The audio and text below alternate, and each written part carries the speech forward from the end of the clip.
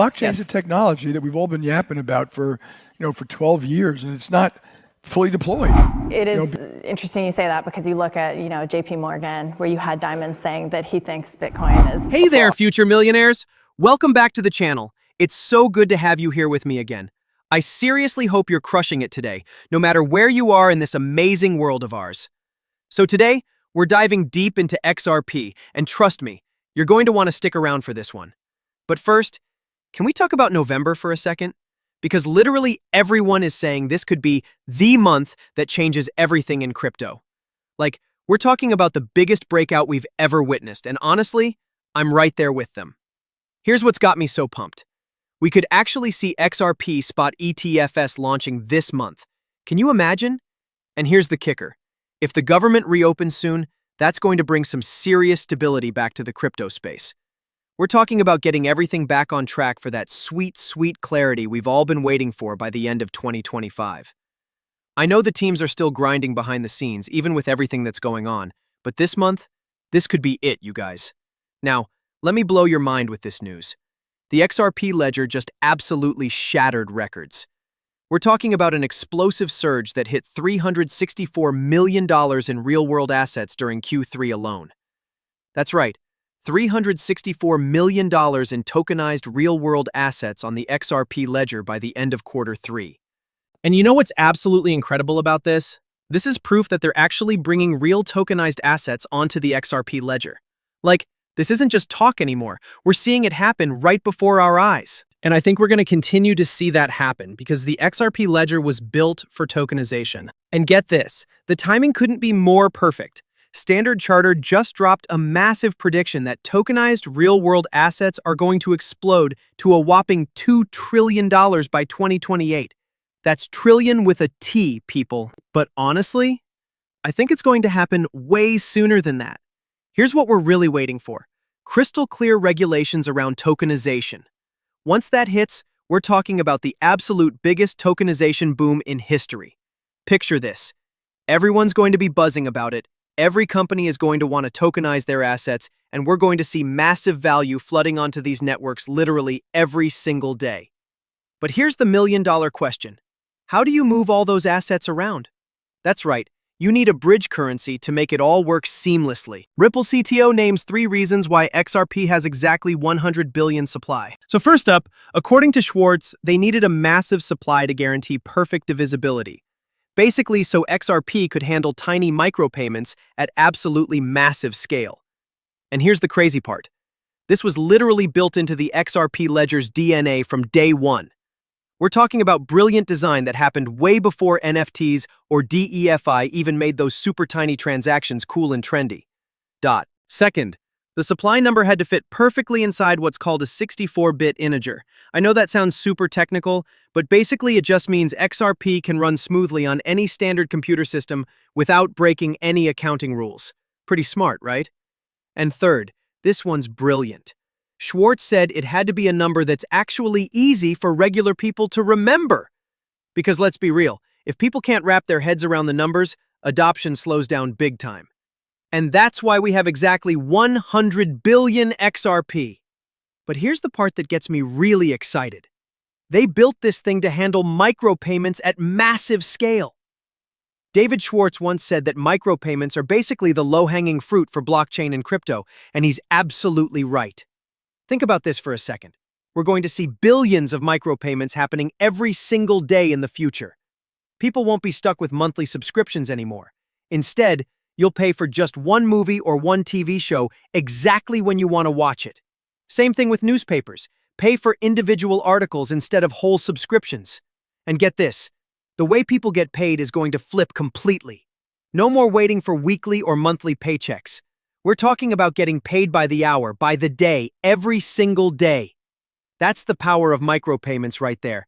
And Brad Garlinghouse has talked about this vision multiple times. But here's what needs to happen first.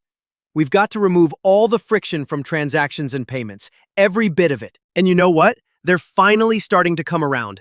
Blockchain is absolutely real, and even stablecoins are proving they have legitimate use cases.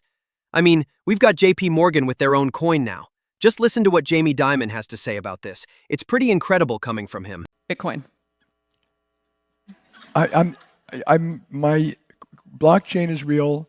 Stable coins may have a real use. We have the JP Morgan coin. Tokens will be real. Programmable money, all that'll be real. I'm not going to say that about Bitcoin because then that's all I'm going to read about in the headlines for the next, and then I get, death threats like that. So, that stuff. Like, So it's not a pit rock, but maybe a pit rock, TBD. But the underlying technology, you think? Is yeah, but I've always said that blockchain Yes. is a technology that we've all been yapping about for 12 years, and it's not fully deployed. Because it's hard to deploy blockchain that we all agree on permissions and rules. And I do, we do use it. We use it intraday repo. I think it's going to replace certain certain systems we all use that are clunky or late or not 24/7. Those are all legitimate complaints. And blockchain may be one of the things that fixes that.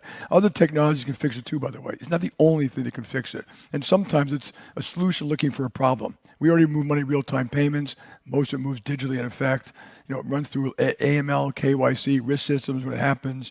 You can't just replace all that with a blockchain and think you're doing what regulators and governments want you to do. So it's a little more complicated than just it's going to replace everything. Now pay close attention here. He's desperately trying to keep the current system relevant. And you want to know why? Because JP Morgan is making absolutely bank off the way things work right now. They love that everything is slow and expensive. They love collecting all those juicy fees month after month after month. It's like their own personal money printer. But here's the kicker. Even he had to mention JP Morgan coin. This is what Brad Garlinghouse had to say about JP Morgan coin. Take a listen. It is interesting you say that because you look at, JP Morgan, where you had Dimon saying that he thinks Bitcoin is a fraud. And then he launched a coin. Yeah. And it sort of reminds me a little bit of PayPal's journey too, the sort of contentious relationship with banks and the credit card rails. So are you seeing this shift happen? And again, where is this 5 years from now? Are you able to exist in a world where the JPM coin exists and other banks have their own forms of cryptocurrencies? Look, the JPM coin, I think, actually, in many ways, has been great for the industry because, someone who not that long ago was saying Bitcoin's a fraud is now leaning in, and it was a macro good thing for the industry and bringing credibility. I'll give it a thumbs up. The JPM coin, though, if you really think about it, and there's a lot of banks represented in this room, is Wells Fargo going to use the JPM coin? Probably not. Is B of A going to use the JPM coin? Probably not. And so, are we all going to have a Wells Fargo coin and a B of A coin? And now, what about the interoperability between these coins? The other thing that makes no sense to me, in order to get a JPM coin, you deposit $1 in a JPM account, so it's one-to-one backed in dollars, and you can only use it intra JPM's ledger. Why didn't I just use $1?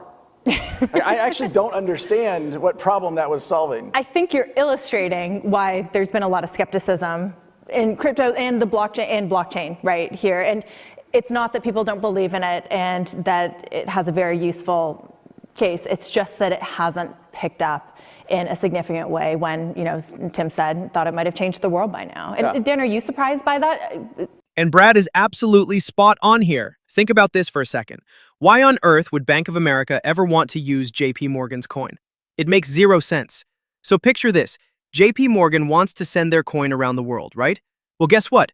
They're still going to need a bridge currency to make that happen. They're still going to need something like XRP to connect everything together. Here's how it works.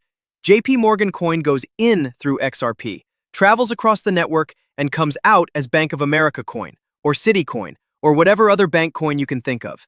It's like the ultimate translator for all these different currencies. And this applies to all those stable coins that every bank is scrambling to create right now.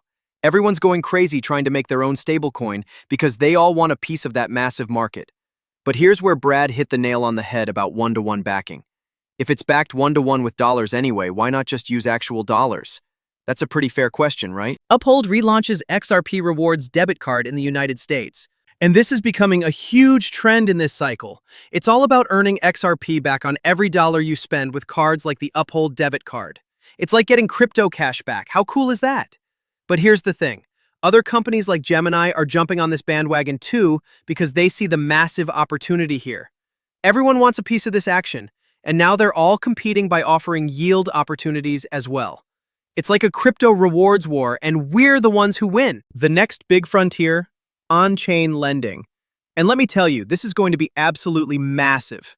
We're talking about a huge, untapped market that's about to explode. Borrowing against your crypto, loaning out your crypto, and getting returns by loaning out your crypto. There's going to be so many options and everybody's going to want to capitalize on this. And it's totally becoming the hot trend right now.